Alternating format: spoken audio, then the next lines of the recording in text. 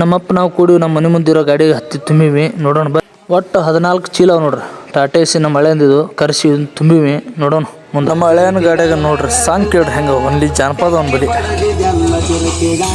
ನಮ್ಮ ಲಳೆ ಮಶಕ್ ಅಂತ ಹೇಳಿ ಸರಿಯಾಗಿ ದುಡಿತಾನ ಸರಿಯಾಗಿ ತಿಂತಾನೆ ಇದ್ರ ಜೀವನ ವಿನಂಗಿರ್ಬೇಕು. ನೇದಲಿಗೆ ಹತ್ತಿ ಹಾಕಕ್ಕೆ ಹೊಂಟಿವಿ. ಅಲ್ಲಿ ದಾಣಿ ಚಲೋ ಹೊತ್ತೆ ನಮ್ಮ ಹಳೆ ಹೇಳ್ಯಾನ ನೋಡೋಣ ಮುಂದೆ.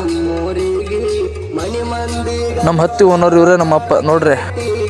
ಹತ್ತಿ ಹಾಕಕ್ಕೆ ನಾವು ಒಬ್ಬನೇ ಹೋಗ್ತೀನಪ್ಪ ಅಂದ್ರೆ ನಮ್ಮ ಅಪ್ಪ ಕೇಳಿಲ್ಲ ನಾನು ಬರ್ತೀನಿ ಅಂದ್ರೆ ರೆಡಿ ಅಪ್ಪ ಹಂಗೆ ಲುಂಗಿ ಮೇಲೆ ಹೊಂಟಿವಿ ನಮ್ಮಪ್ಪ. ಇಂಥ ಸಣ್ಣ ಗಾಡಿಯಾಗ ಮುಂದೆ ಕುಂದ್ರೆ ಮಜಾನೇ ಬೇರೆ ರೀ, ಅದು ಫೀಲಿಂಗೇ ಬೇರೆ ಇರ್ತೈತಿ. ಜಾನಪದ ಲವರ್ ಗಾಡಿಗಳು ಬರೀ ಹಿಂಗೆ ಇರ್ತಾವ ನೋಡ್ರಿ. ಜುಮ್ಕಿ ಗೊಂಬಿ ಟೆಡ್ಡಿ ಬೇರ ಇವೇ ಇರ್ತಾವ. ನಿತ್ಯ ಬೇರೆದವ್ರ ಕಾಟ ನೋಡಿರ್ತೀವಿ ಎಷ್ಟು ಬರ್ಬೋದು ಅಂತ ಅವ್ರದ್ದು.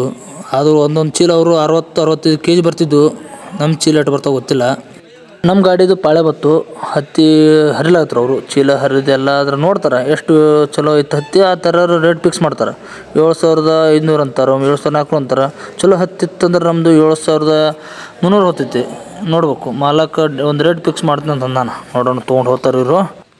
ಅಂತೂ ನಮ್ಮದು 7250 ದಾಡಿನ ರೇಟ್ ಫಿಕ್ಸ್ ಆಯಿತು. ಅಂತೂ ಕಾಟ ಗೀಟ ರೆಡಿ ಮಾಡತ್ರು. ಒಂದು ಚೀಲಕ್ಕೆ 1 ಕಿಲೋ ತೆಗೆದು 1 ಕ್ವಿಂಟಲ್ 2 ಕಿಲೋ ಸುಟ್ಟು ತೆಗಿತರು. ಒಂದು ರೇಟ್ ಫಿಕ್ಸ್ ಮಾಡಿ ಚಲೋ ಐತೆ ನಮ್ಗೆ. ಮಾಲಕ್ ಪಟ್ಟಿ ನಮ್ಮ ಕೈ ಕೊಟ್ಟ ಒಂದು 10 ನಿಮಿಷ ಕುಂದ್ರಿ ರೊಕ್ಕ ಕೊಡ್ತೀನಿ ಅಂಥೇಳಿ. ಆದರೂ ಬಂದೆವು. ಒಂದು 10 ನಿಮಿಷ ಬಿಟ್ಟು 52,000 ರೂಪಾಯಿ ರೊಕ್ಕ ಕೊಟ್ಟರೆ ಕೈಯಾಗ. ಖುಷಿ ನೋಡ್ರಿ ನಮ್ಮ ಅಪ್ಪನ ಕೈಲಿ.